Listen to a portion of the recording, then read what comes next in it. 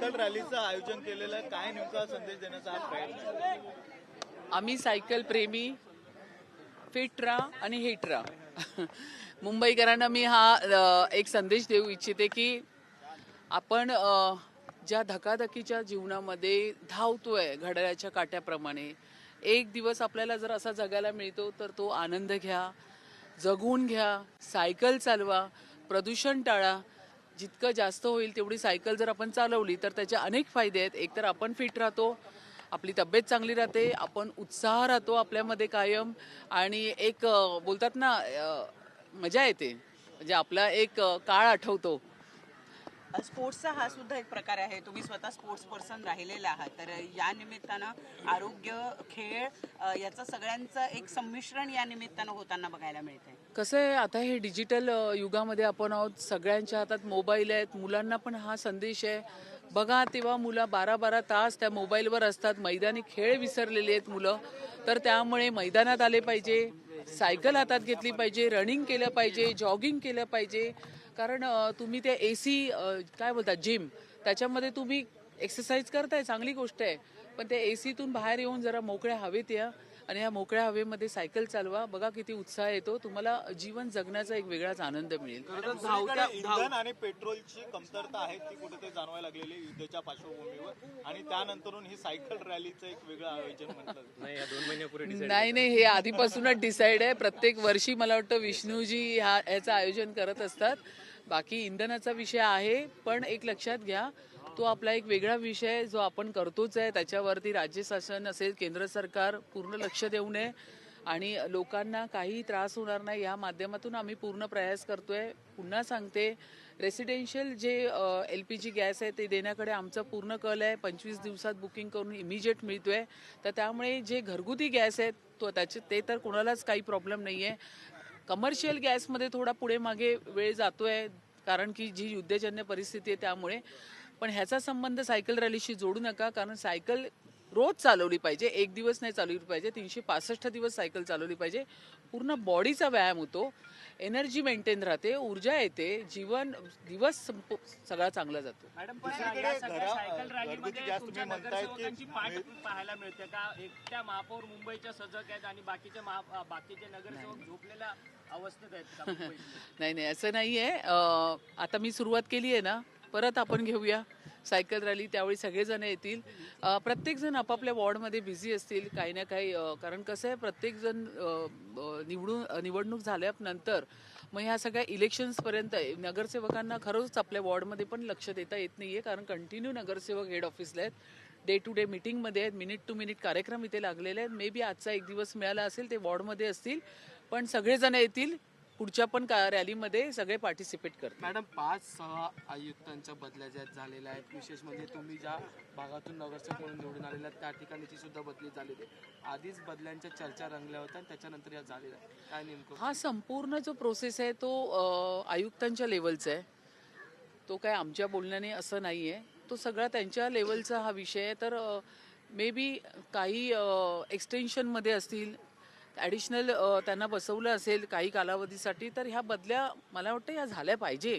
3-3 वर्षांनी असंही झालं पाहिजे. एकाच ठिकाणी एक अधिकारी कायम बसणं योग्य नाही आहे, तर या बदल्या होणं पण गरजेचं आहे. पण ह्या सगळ्या बदल्या आयुक्त लेवलवरती झालेल्या आहेत.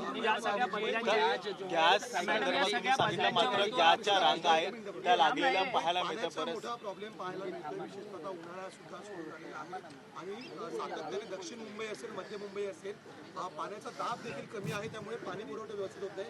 विशेष करून ज्या इमारती आहेत त्यांना देखील मोठी समस्या भेडसावते, त्यावरती बरोबर. मी ह्याच्याविषयी माझी कालच चर्चा झाली, ह्याची रिव्ह्यू मीटिंग मी घेणार आहे. जो रिझर्व आपला साठा आहे त्यावरती पण मी त्यांच्याकडनं पूर्ण माहिती घेते. पाण्याची टंचाई तशी मुंबईकरांना भासवणार नाही. आम्ही पूर्ण अलर्ट मोडवरती काम करतोय. सगळेच जण माझ्यासहित सर्व नगरसेवक, सर्व चेअरमॅन काम करतात आहे. अधिकारी पण त्यांनाही कळालेलं आहे. आता 4 वर्षानंतर कॉर्पोरेशन आलेलं आहे. या ठिकाणी सगळे नगरसेवक आणि सगळ्या महापौर, उपमहापौर, सगळ्या चेअरमॅनला आपण आन्सरेबल आहोत. सो प्रत्येक जण आपापल्या लेवलला चांगलं काम करतात आणि आपण सगळा ह्याचा आढावा पण घेतोय. ऐका ना सर, सायकलची राईड आपण नालेसफाईचं आपण सुरू केलेलं आहे. मी माझ्या वॉर्डमध्ये जो सोमया नाला आहे त्याचं भूमिपूजन पण मी करून ती नालेसफाई पण सुरू झालेली आहे. मिठी नदीच्या बाबतीत परवा जे काही निवेदन आले होत्या त्या मला वाटतं ओपन झालेल्या आहेत आणि मिठी नदीच्या बाबतीत पण नालेसफाई सुरू झालेली आहे. पूर्ण आपण फास्ट ट्रॅकवरती सगळी कामं करतोय आणि ती संपूर्ण मुंबईकरांना दिसतात आहे. म्हणजे मुंबईची तुंबई होणार नाही यावेळेस असं म्हणायचं का? आता सुरुवात झालेली आहे. आपल्याकडे संपूर्ण हा एप्रिल महिना आहे, मे महिना आहे, तर आपण सगळी नालेसफाई करून घेणार आहोत. म्हणायचं का आपण की यावेळेस कुठे मुंबईची तुंबई होणार नाही? मुंबईची तुंबई होणार नाही ह्याचा पूर्ण प्रयत्न आम्ही करणार आणि या पद्धतीने काम आम्ही जोरदार करणार. साइकिलिंग का आयोजन आप लोगों ने किया है, क्या इसके पीछे का हेतु है? नहीं, साइकिल रोज चलाना चाहिए. जैसे मैं बोलती हूँ कि 21 जून को ही क्यों योगा रोज होना चाहिए, साइकिलिंग रोज होना चाहिए. ये शरीर से अपने हेल्थ के बारे में ये सब विषय है. अब अगर देखो, मैं एक ही कहना चाहती हूँ, हम सब चीज़ के पीछे भागते हैं, लेकिन अगर हम लोग खुद को ही नहीं, अपनी खुद की केयर नहीं ली, जिसकी वजह से हम आज ये ज़िंदगी बिता रहे हैं, तो ये गलत बात है ना. तो मुझे लगता है कि साइकिलिंग होनी चाहिए. होल बॉडी का एक्सरसाइज है ये. योगा होना चाहिए, एक्सरसाइज होना चाहिए, रनिंग होना चाहिए, क्योंकि हम लोग डिजिटल युग में सब जन हाथ में मोबाइल लेके, अगर हम नहीं करेंगे तो हम हमारे बच्चों को क्या सिखाएंगे.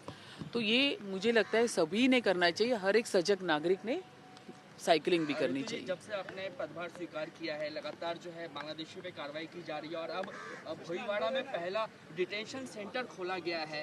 राज्य सरकार का ये जो प्रयास था वो सफल होते हुए दिखाई दे रहा है. डिटेंशन सेंटर को लेके क्या बोलेंगे? ये बहुत ही मुझे आनंद है कि हमारे सम्मानीय हाई कोर्ट, सुप्रीम कोर्ट का भी ये हमारा जो पूरा प्रयास चल रहा है उसको भी उन्होंने अप्रिशिएट किया है. बांग्लादेशी जो इलीगल हॉकर्स यहाँ पे मुंबई में बसे हैं उनको सम्मानपूर्वक हम भेजना चाहते हैं अपने देश में. ये मुंबई है और ये मुंबई करके मुंबई है, यहाँ पे मूल मुंबई है.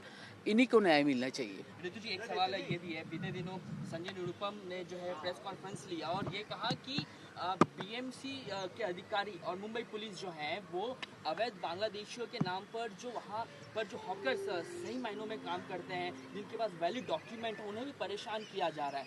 महायुति में ही अलग सुर नहीं, सुनिए मेरी बात. अभी ये जो हमको जजमेंट मिली है, कल ही उसका पूरा जो मत पेटी है 1.5 साल से वो बीएमसी में पड़ी थी, कल उसका हम लोग काउंटिंग कर रहे हैं. टाउन वेंडिंग कमेटी यहाँ पे हम लोग शुरू कर रहे हैं.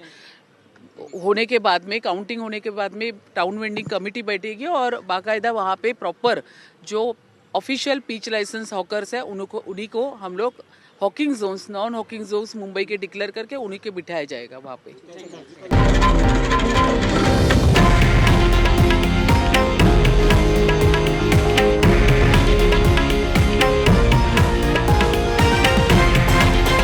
हे आहे देशातील नंबर 1 न्यूज नेटवर्क आणि आपण पाहत आहात TV9 मराठी, एकमेव.